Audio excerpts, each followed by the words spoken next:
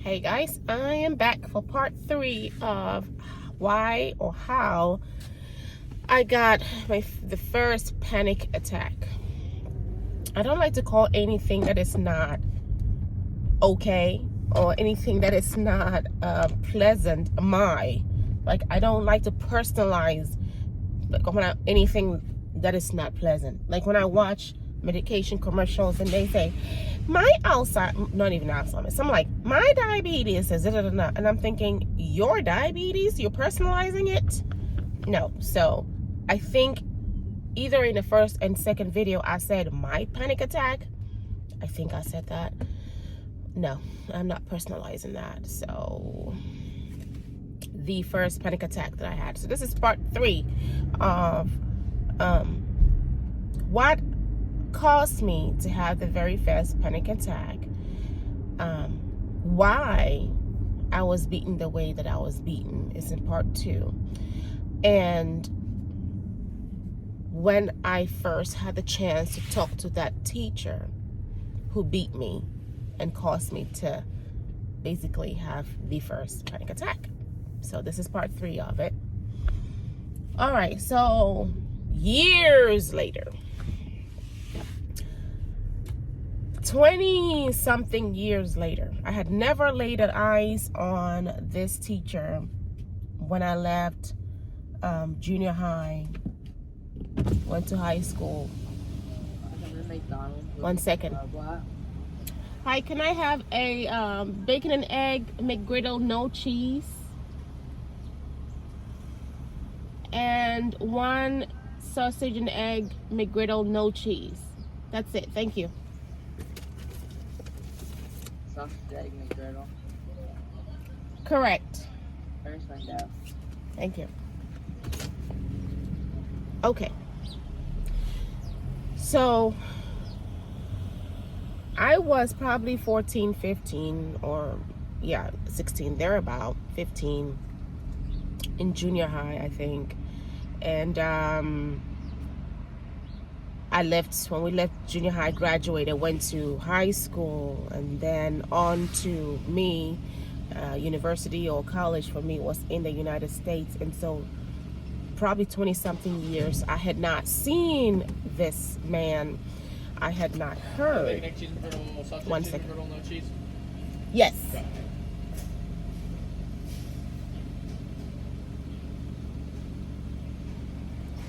Bacon and egg, no cheese. Sausage and egg, no cheese. Okay. I'm like registering, like he said that fast. Yep.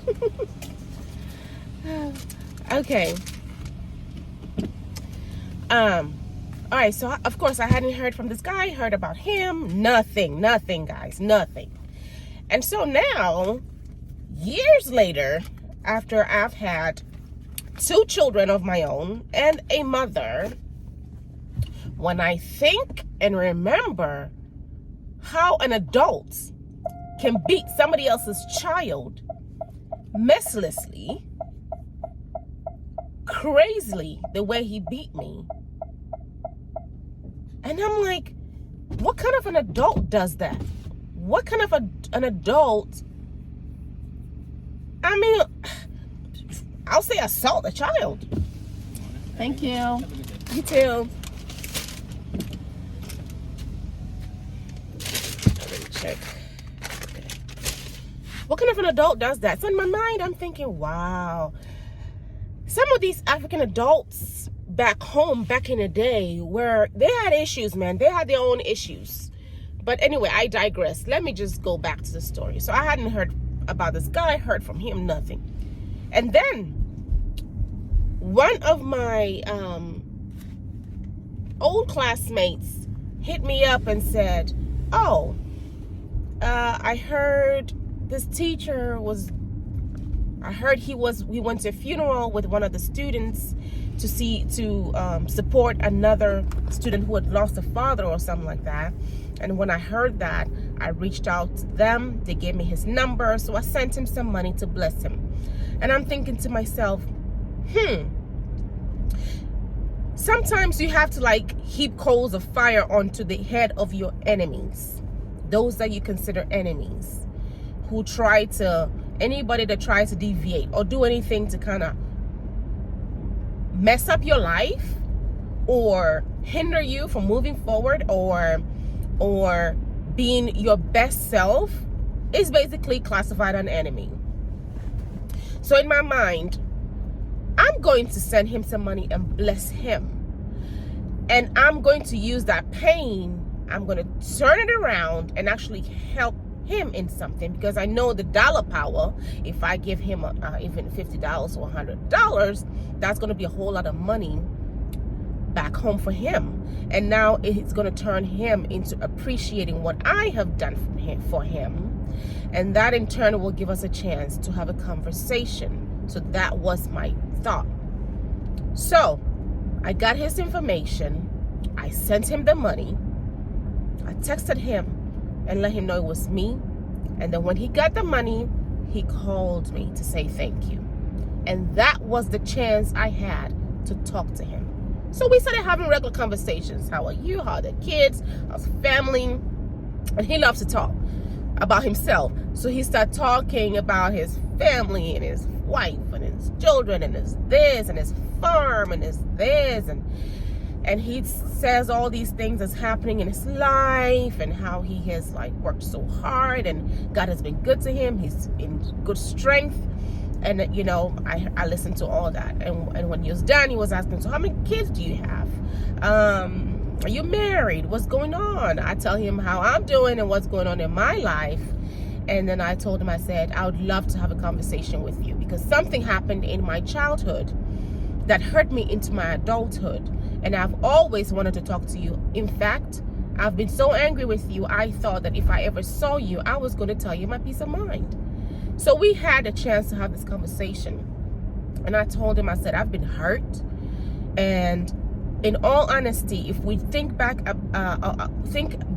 on some of the beatings that some kids in the class had, because we had a math test and they scored 0 out of 10, and so they get 10 flogging because they got 0. And if you got one wrong, that means you made 9 out of 10, you got flogged 1. And if you made 8 out of 10, you got flogged 2 because you missed 2. And some of these kids, do you think they were stupid? No, they needed extra help. Some of these kids were probably dyslexic. Some of these kids were probably having some type of learning disability and needed extra help.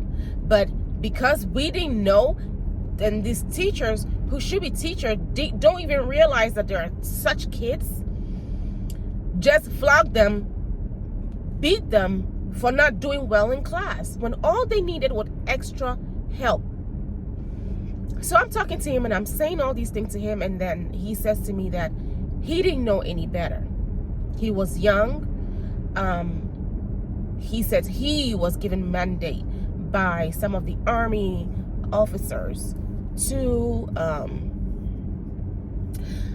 one Army officer to come to the school and put some discipline in the school because these kids were was spoiled, so they need some discipline. Because I went to a military, my dad was in the military, so of course the school I went to was on the military base. But this is what he said to me, and then explained, you know, how he's learned after he went back to university or something. He says he went to some type of higher education after he was a teacher with us, and learned even more and realized that what they were doing was not the way they should have done it. They shouldn't have been beating us the way they did. And you know what? I just think he was young. He was young and he was dumb, honestly. Even though he's a teacher and a smart man, he was young and dumb because of some of the things. Beside him beating me or beating some of the other kids, he would say things like, y'all think you're pretty, you should see my sisters are real pretty, and y'all think your dads have money, or what do you think, y'all think your dads are officers and have enough money, so y'all just want to act anyhow? I ain't gonna let y'all act just anyhow, I'm gonna discipline y'all. Things like that. Those were his language, you know. And so he was young and dumb to come think about it. But on this day that I'm having this conversation on the phone with him, because he lives in Ghana and I live in the United States, we're talking and I'm expressing to him some of the things that I think were wrong, that some of the teachers did and he did to me. And he apologized, y'all. He apologized to me. And that's all I needed. I needed him to accept that what he did was wrong. But I got more than that. I got him not just accepting that it was wrong, but him actually letting me know he knew no better. And as an adult, I know I've done stuff in my life when I was younger, in my 20s and things, that I knew no better. And when you know better, you do better, right? And so, yeah, that's what happened. This teacher, whom I hated for years, disliked, heavily disliked for years, now we're friends. I wouldn't say friends. We're cordial. When my dad died 2 years ago, he came to the funeral to support us. And he brought all these foodstuffs from his farm. All these things from his farm. And when he was coming, I told my brother, who I went to elementary and middle school and junior high with, and then a friend of mine who also traveled down from London to support me during the loss of my father. I told them, we all went to the same school. I told them, I said, hey, he's gonna be coming, so let's put a little money together, because you know our folks, they love money. Let's put a little money together, and when he comes, let's bless him. So when he came, this person was like, hey, Mr. So-and-so, and hey, Mr. So-and-so. And he was like, oh my God, it's you. Oh my God, it's you. Oh, you guys are gonna make me cry. And we gave him the envelope. He was very happy and appreciative. And it felt good. You know, it feels much better in my heart. Oh, it's been 12 minutes. This is too long, but I'm gonna just end this one. I'm not making it part 4. This is the last one. It felt good in my heart to actually have forgiveness, to have love for a person that I had a negative feeling for. That negative feeling was weighing me down all these years. I didn't even realize it. It was there, eating me up. Because when his name came up, that feeling came back. And I never knew myself to be a hateful person. I didn't. But in there somewhere was hiding a feeling of this dislike for another human being. So I'm so happy that God put forgiveness in my heart to forgive this man. And today, when he calls me and he says, hey, this is what's going on with my farm, I think I could need a little support here and there, I can send him some money. But it started to happen a little bit too often, and I had to shut it down, because I was like, hey, I'm hustling too. I'm busting my behind trying to pay bills and take care of my family. And so, yeah, I can't be sending you money that often. And he quit, and we haven't talked again since then. But I'll check him out. I'll hit him up and check up on him, because I know he's an old man. But y'all, yeah, forgiveness is everything. Forgiveness is not for the person. Forgiveness is for you. It takes away the burden. It takes away that acid that is eating inside you that you don't even realize is eating inside you.